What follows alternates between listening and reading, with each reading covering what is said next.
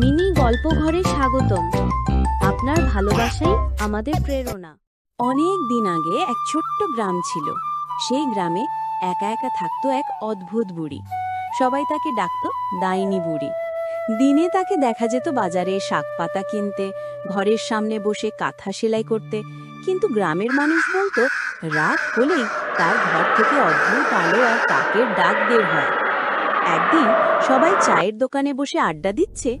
শুনছিস, কাল রাতে আবার ডাইনি বুড়ির বাড়ির জানালা দিয়ে নীল আলো বেরোচ্ছিল। হ্যাঁ রে, আমিও দেখেছি। দূর থেকে মনে হচ্ছিল জানালা জ্বলজ্বল করছে। আমি তো বলি ওই বুড়ি মানুষ না কিছু একটা জাদু করে, ওর কাছে গেলে কেউ ফেরে না। আমার দাদু নাকি ছোটবেলায় ওর ঘরের কাছে গেছিল, ফিরে এসে 3 দিন জ্বরে পড়েছিল। আরে গুজব ছাড়া আর কিছু না। আমি বলি কেউ সাহস করে গিয়ে একবার দেখে আসুক। মায়া চুপচাপ পাশে শুনছে, কৌতূহল আর ভয়ের মিশ্র ভাব চোখে। সত্যি নাকি নাকি শুধু গুজব? মায়া এই গ্রামেরই মেয়ে। প্রতিদিনের মতো আজও টিউশন শেষে বাসায় ফিরছিল। হঠাৎ রাস্তার ধারে চায়ের দোকান থেকে গ্রামবাসীর আড্ডার শব্দ তার কানে এলো। সে চুপচাপ দাঁড়িয়ে শুনতে লাগলো। অজানা কৌতূহল আর ভয়ের মিশ্র প্রশ্ন একের পর এক জাগতে লাগলো তার মনে। তারপর মায়া বাড়ির পথে হাঁটতে লাগলো। রাস্তা জুড়ে শুধু একটাই ভাবনা ঘুরছে, সত্যি কি ওই বুড়ি দাদি ডাইনি, নাকি সবই মিথ্যে গল্প?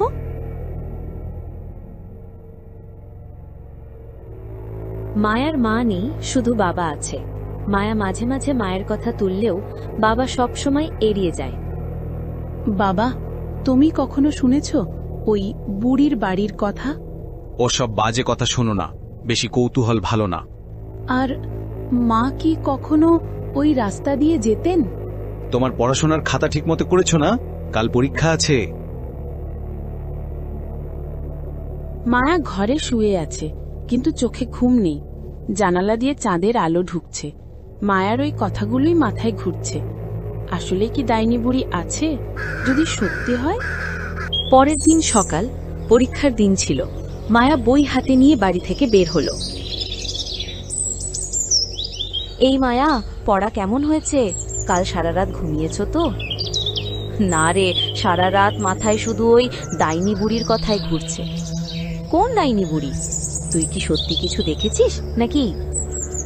আমি দেখিনি, কিন্তু গ্রামের সবাই যেটা বলে, সেই বুড়ির বাড়ি আমি মনে হয় সত্যিই খুঁজে বের করব। পাগল নাকি? ওই রাস্তা কেউ যায় না। পরীক্ষা শেষ, হাসি ঠাট্টায় সময় কেটে গেল। অজান্তেই সূর্য ঢলে পড়ল, চারপাশে সন্ধ্যার আলো নেমে এলো। মায়া হাঁটতে হাঁটতে হঠাৎ থমকে দাঁড়ায়। আমি যদি একবার ওই রাস্তা দিয়ে যাই, যদি সত্যি কিছু না থাকে তাহলে ভয়টা কেটে যাবে, কিন্তু যদি সত্যি কিছু থাকে। মায়ার বুক ধুকপুক করতে লাগলো, তবু কৌতূহল তাকে থামাতে পারল না। সে ধীরে ধীরে পা বাড়ালো সেই নিষিদ্ধ রাস্তার দিকে। অবশেষে মায়া এসে দাঁড়ালো সেই রাস্তায়।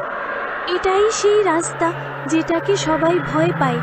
আজ আমি নিজেই দেখব আসলে কি আছে এখানে। সে ধীরে ধীরে পা বাড়ায়। রাস্তার দুপাশে বড় বড় গাছ, কোথাও কোথাও ঝোপঝাড়। এতক্ষণ হয়ে গেল, মায়া এখনো ফিরল না কেন? রাস্তাটা তো ছোট। নাকি ও সত্যিই ওই পুরনো বাড়ির দিকে চলে গেল? মায়া পুরনো বাড়ির সামনে দাঁড়িয়ে। চারদিক অদ্ভুত নীরবতা। বাড়িটার জানালা আর দরজার ফাঁক দিয়ে অদ্ভুত নীল আলো বের হচ্ছে, যেন ভেতরে কিছু জ্বলছে।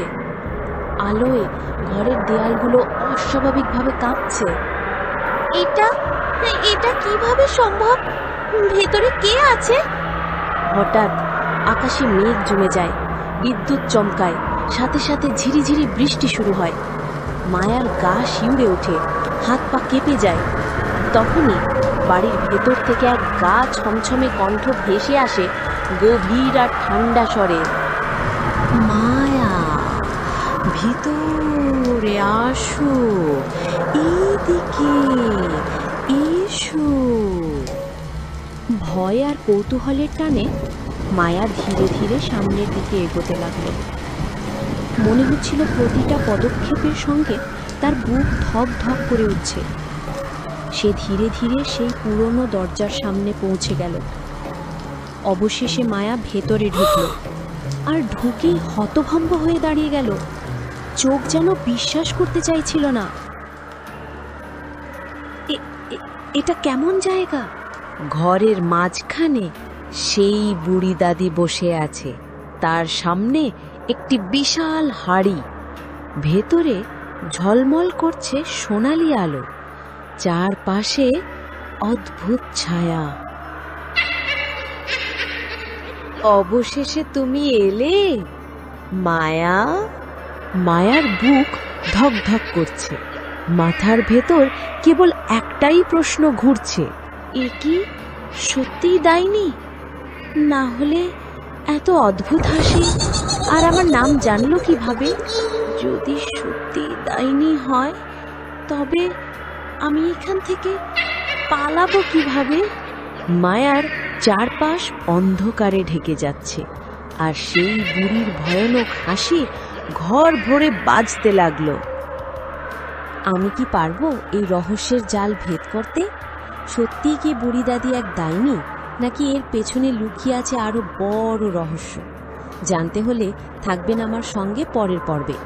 তাহলে এখনই সাবস্ক্রাইব করে পাশে থাকুন, কারণ মায়ার আসল ভয়ঙ্কর যাত্রা শুরু হচ্ছে এখান থেকেই।